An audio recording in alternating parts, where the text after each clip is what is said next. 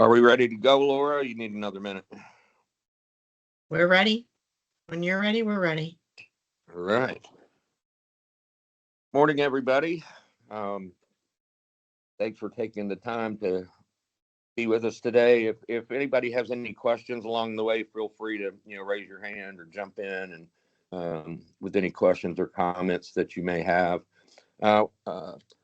The format, if for those that weren't on the call last week, the format's a little different this year. We're going to take up for the first 15 minutes of the call or so, however long it takes. We're going to deal with the transportation issues, and then we'll do some on general bills. I would open up by saying, I know Jeff mentioned it on his environmental call a little bit ago, that there's been a large number of bills filed at the last minute here. So we're still trying to wade through a lot. I will expect this legislative report to grow quite a bit. There's maybe a couple on this report that I can actually pull off. I'll point those out as we go, but expect a lot more. I know there's a number of bills that deal with building code, resilient buildings, a lot of building stuff. There's a lot of stormwater and wastewater sewer bills, and so we're wading through a lot of those right now, and I have them out to different people to get their comments on it. But so just expect that next week. It'll be a much longer list. I'm currently tracking 84 bills. That includes the environmental bills that Jeff reports on his update on Fridays. But it's a lot of them came the last 2 weeks. It seemed like Friday last week was the big day, as the deadline has now come and passed to file bills. So we should have them all now on our tracking list, and it's just a matter of getting through them to see, what's in them, what do they do, what problems are they trying to solve, that kind of stuff. So many of them haven't even been referred to committees yet. Some of them, when you look them up, it just says filed. So they, the higher ups over at the Capitol will be working on that here in the coming days. But anyway, let me get started with the transportation stuff. We've got House Bill 1397, Senate Bill 1662. This is the department's package. They admit, I know Derek had some conversations, there's not a lot of engineering stuff in there, but it does deal a lot with, there's stuff in there for, airports, seaports, a number of other things that I know some of us have interests in. So if you didn't know already, you can take this report. The bill number and the title are linked, so it'll take you directly to the bill if you click on that. And we should start to see some analysis coming, here in the coming weeks as these bills start to move. So, Derek, did you have any comments on the DOT package? Thank you, Alan. Real quickly, I had a meeting yesterday with Melissa Smith and with Jack Rogers. Melissa is their chief of modals, and Jack is their legislative affairs director. Talking to him about something completely different, which is on airport related stuff, but just wanted to make everyone aware the department's focus this year, of course, is on efficiencies, especially with Florida DOGE. The governor has instructed every state agency under his jurisdiction to have their own DOGE assigned person or their own DOGE council. Transportation has their own in that regard. They're working, identifying areas in the department where they can, find additional efficiencies if there are any in that regard. They're required to submit a report to the governor's office at some point from each agency's jurisdiction in that regard. I think I'll mention to you is that the secretary presented recently in Transportation Committee on a transportation academy, which is a major priority of his. And so to me, Alan, I think that's the most important thing as it relates to just any, as they call it, any third party partners of the department.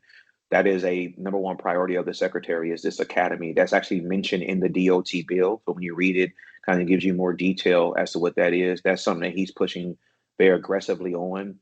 That one may have a spillover to some third party partners. Engineers could potentially find themselves being asked to play a role in that in some capacity. I think that's actually a plan for a seat on there for ACEC or at least some involvement, if I remember correctly, from the bottom part of that academy.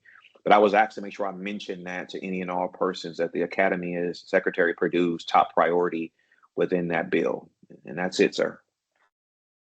Thank you, Derek. I'm glad you brought that up because one of the issues that we're working on, as you know, is the tuition reimbursement for engineers that work for DOT or the water management districts. Yes, sir. I know in the conversation you had last week that they said that academy might be the place to put that, and they've whoever I don't know who you were talking to, but it just says they have agreed to raise it with the secretary to get his reaction. Yes, sir. No, those same two people I met with yesterday. So I had a conversation with Jack. I want to say this time last week. I guess it was Friday of last week, and he mentioned that he was going to raise it to the secretary. You're right. The academy is kind of where they would figure that would be what the secretary may want to do something, if at all, for both DOT and for water management, for as far as loan repayment in that regard. And so Jack was who I met with also yesterday. He did not have an update to give to me other than to share that they will be having some internal conversations. Okay. All right. Well, sticking with the same conversation, we'll move to Senate Bill 462 and House Bill 567. This is FTBA's bill, and just your comment in your message to me, Derek, just says this is not the department's package, nor is it a department-supported bill. Are they really against stuff in there, or is it just they're going to stand on the sidelines? Yeah, so great question. I'm glad you brought that up. So that was when I was leaving yesterday. Jack was walking me out. We talked about this again because he mentioned they've gotten approached several times and they've gotten phone calls from several people or organizations about this bill. He wanted to make it very, very clear to me once again, this is not the DOT bill. It's not a bill they asked for. This is FTBA's bill. That they do have some questions about the bill that they are working through those questions. Not a bill that they are planning on pushing. They have their own priority bill. Mm-hmm. I don't know if they're going to actually stand and oppose the bill. They do have questions. They are trying to work through some things in that regard. But he wants to make it very clear: the department has one bill. This is not it. And they're talking to staff downtown and to FTBA. Okay. Yeah, I know. And I don't know if Scott or Sandy's on the call, but I had sent these out to them a while back, and I haven't received anything that there's anything really offensive to us in there. I could be wrong, and would ask if they do have some problems with anything, if they could mention it here or separately would be fine too. Just to kind of know, because I know it does quite a few things, and I think there's 13 or so different parts of this bill dealing with different things. So it's a big one. I know one of them is, I forget which one. I think the Senate bill is the shorter one, but I could be wrong. One of them is 30 pages long. One of them is over 80 pages long. So they're different in what they address, but I think, they do cover some of the same ground. All right, transportation facility contractors. This is one I might drop unless somebody has a question or has something an issue with it. But the only reason I had 887 and I guess the other one is 518 is just because where it says contractors that construct transportation facilities pursuant to Florida Transportation Code do not act on behalf of DOT for purposes of public records requirements. I'm not exactly sure what that does for them, but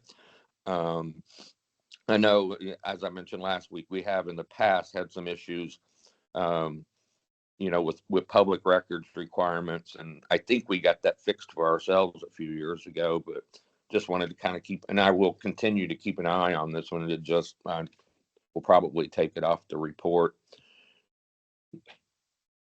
And then transportation concurrency, it's another one that comments from members don't seem to indicate a real issue with this.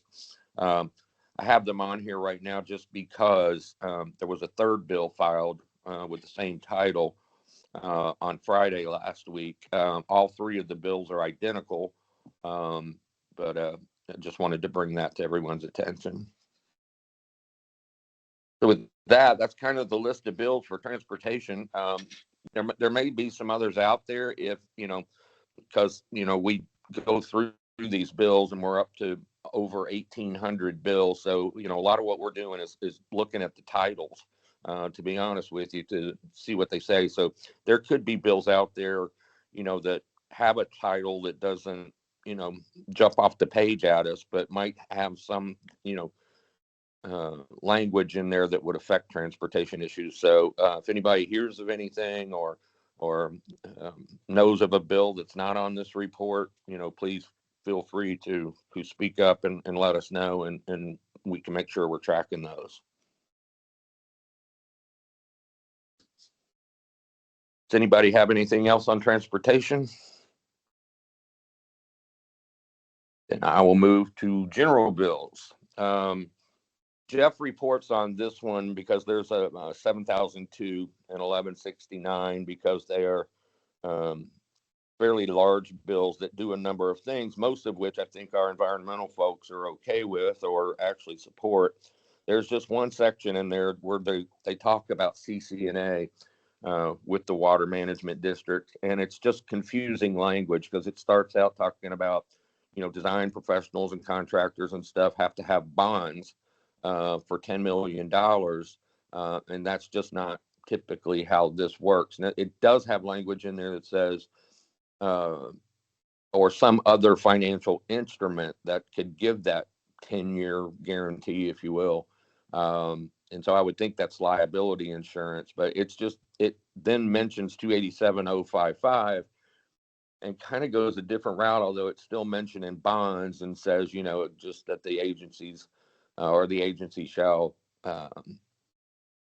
consider, either a bond or another financial instrument to get that. So I have that language in our attorney's hands and asking him to get us some language that would clear that up. I see what they're after. I don't think we really have a problem with that. It's just, the way this is written, and we all know that bad language in the statutes results in bad court decisions. So we want to try to avoid that. Over in the House, just filed last week, is 1169, same bill, and done by Bill Connerly. For those that don't know, Bill is an engineer. He works for Kimley Horn, was just elected as a freshman this year. So I know John's talked with, on the Senate side, Senator Brodeur has it. His father used to be our president about 10 years ago. John's already talked to his office, already talked to the Senate president's office, this being a priority of the Senate president. And they both expressed that, get them some language and make it clearer, and they would be okay with that. So the only other thing I would mention, on the House bill, it's gotten 4 committee references. That's a little odd. That could be that the leadership doesn't like the bill, or it could be that, they know it's a priority of the Senate president, so they're going to hold it up and, use it as a bargaining chip later on in the process. So that's kind of where we are on those. The next bill, Senate Bill 62, I've got it on the list here because it moved in the Senate. So there's a committee substitute for the bill now. But all it does, and tell me if you're interested in this, it really just creates a tax credit for building owners that have resilient buildings. It lays out the criteria for that, and how you would apply for it. And then it also forms a Florida Resilient Building Advisory Council to work with DVPR on I guess on the rules and everything around the tax credit. So I just wanted it on here because we really don't, with all the bills that we have, many of them were filed in the last 2 weeks. A lot of them, if they've been referred yet, because a lot of them haven't, we're not seeing a lot of movement out of these bills. I expect that to change here over the next week or two. So, and that's kind of what will drive this list is what's moving. If we see bills that aren't moving, we don't need them on the report and take up your time. Senate Bill 1108. I'm kind of intrigued by this one. We went through this issue a couple years ago, and what it does is it allows folks, the contractors that do the fire sprinkler system, it allows them to design them if they're less than 50 sprinkler heads. We went through a bill like that 3 years ago or so. And this is a different group. I know the fire marshal's office has already expressed some concern with the bill to the sponsor. But Derek, my question here is, we didn't see a House companion. Do we know if You're there's... correct. Okay. You are correct. There is not a House companion. And so we don't know if they're trying to work to get something done as an amendment at some point or through a committee bill. But there is no House companion. And you're right, there are also several groups who are voicing concern and opposition to the sponsor and committee staff as well. Yeah. All right. Well, I'll keep this one on here for a while just because we've been through this one before. And I know we've got some members that work in that arena and they're opposed to this bill as well. So we'll keep that one on the list. DBPR, this is, for that agency, this is the Doge bill. Folding a number of boards, getting rid of a number of boards and putting them somewhere else. The biggest example for us here is the Board of Landscape Architecture.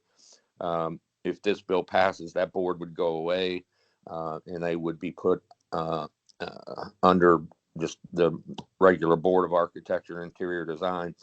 Interior Design's also on the list, so maybe they're going to do the same thing with them. I know there was some concern voiced about the Board of Professional Geologists because of the work they do alongside our members. And we'll check in on that and see, but this is kind of the Doge bill. The other part that's in this bill that we're interested in is this may not be the right term to use for this, but reciprocity bill with engineers from Great Britain. In the last year or so, the governor has signed an MOU with Great Britain on a number of issues. The engineering licensing was one of them. So that language is in there. We've talked with CLGR weeks ago about that, or months ago maybe. And we've had some meetings with the consulate's office, and CLGR is supportive of that. It just would make it easier for engineers from Great Britain to become licensed in Florida and be able to live and work here. I know the biggest issue I think we have is, and Derek, I don't know if they took care of this in the bill or not. I'll go back and look, but there was some concern that to be a licensed PE in Florida, you have to give your social security number. Obviously, somebody from Great Britain wouldn't have that, but not a big problem to solve. All right, moving on. 1185, Department of Management Services. Spoke a little bit about this one last week, and CLGR's looked at it. We're at this point not taking a position with this bill. The big part in this bill is it takes out all the language for state agencies, as far as their DEI, their DBE programs, all that kind of stuff. So I know there was some concern expressed yesterday at CLGR about that and the number of member firms that we have, that participate in the DBE and SBE programs. Most of these bills, this type of language is everywhere. We'll see some stuff in the transportation package. It's all the agency bills that are coming out contain something like that if they have those types of programs. So it's across the board kind of stuff. But I know we do have a number of members that work in that arena, and had a long chat with Pete Sheridan yesterday about it, just to get myself a little clearer on how all that works. And so I might end up bringing this one back to CLGR and seeing if we do want to take a position. I don't know how successful we could be. It seems like kind of a done deal that they're going to do this, and so but we can see. And then the only thing I found that's even close to the DMS bill was this 1532. So I put it on there. It does the same. It really just focuses on the minority business enterprises and stuff like that. Doesn't go into some of the other issues that are contained in House Bill 1185. And Alan, that you have the right bill you're tracking. That's going to eventually end up being the Senate companion of 1185. Okay. Yeah, I listed it out when I was looking at it yesterday. It lists out like 8 different similar bills, but none of them quite matched up the way this one did it. This one just doesn't have all the other stuff in it, at least not yet. And then finally, on this report, we've got a couple of workforce development or workforce education bills. My only, I don't have, it's not a concern, it's just a question, is that it seems like, it's talking about school districts and the college system, all of that kind of stuff. So if for the people that are interested in workforce development, you might want to take a look at this one just to see, exactly what they're doing in there. I know that's a huge issue for our industry, and I just don't want something to be in those bills that would mess us up in the work our committees are trying to do on that issue. So please feel free to take a look at it. That's really all I have. We've got about 8 minutes left. If anybody's got any questions, I'll be glad to take them.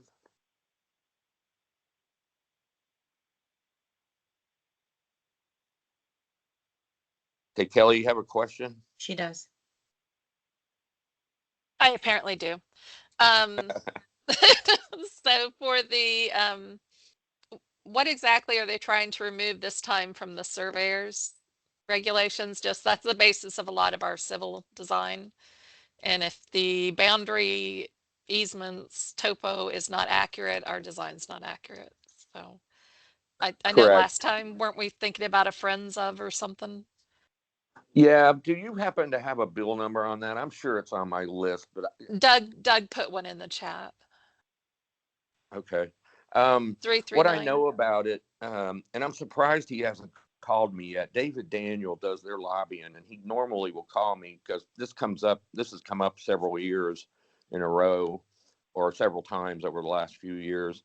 And what they're doing is trying to decrease the education requirements to get that license. And we've explained it to them. The problem that you have with surveyors is everybody over at the Capitol, unless they're in this industry or close to it, thinks the surveyor is the guy that comes out there and puts the stakes on the corner of your property when you buy a new house. They don't understand the complexity of what they do and how important they are to our industry. Yeah, and you can get the property lines off the property appraiser. There's no problem with those. And yeah, it's an education issue. Yeah. Right. A And public education issue. so I will reach out to David. Like I said, he normally calls and asks for our help. He hasn't done that this year. So I don't know if he's thinking he's got it corralled where it won't be a problem, or exactly what's going on. But I will reach out to him and have that bill on the list next week, and we can talk about what it does, and I can fill you in on whether it's going to get legs or not. All right, thank you. Hey, Alan, this is John. Let me know when you chat with him. I'd like to kind of see what's happening with that bill as well. Okay, will do.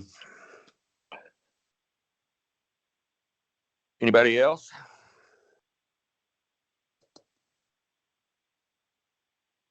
All right. Well, as Peter Moore likes to say, I'll give you Alan? Yep. We've got another question in the chat. To be helpful. Christina, would you like to Yeah, no, offer it your was just, question? it was tagging onto Doug and Kelly's reference to the surveyor licensing House bill that we just recently discussed, and that the substitution of degree requirements, I agree with what Kelly mentioned, that the existing requirements should be held to have to Right. avoid long-term implications for the college programs. Like, if you don't need the degrees, that effect. Right. And like I said, I'll dig into that bill a little bit more. I know Great. a couple years ago, there was a similar bill, and all it required was a high school degree or diploma. And, you know, that's just not realistic, I guess would be the way to put that. So anyway, I'll get with their lobbyists, see where they're at, and report back next week. Thank you.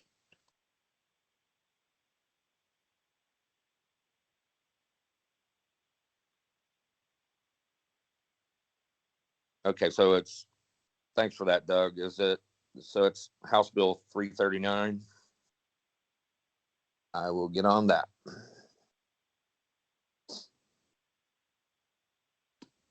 All right. Anybody else? All right, well, now I'm only going to give you 4 minutes of your life back. So, but thanks for joining this morning, and we'll do it again next week. Thank you, Alan. Thanks, everyone. Thanks, Al. Thank you. Thank you. The Thank you. meeting- The legislative reports and the meeting recordings will be posted to the website either by close of business today or Monday. Thank you. Thank you. Thanks, Laura. You're welcome.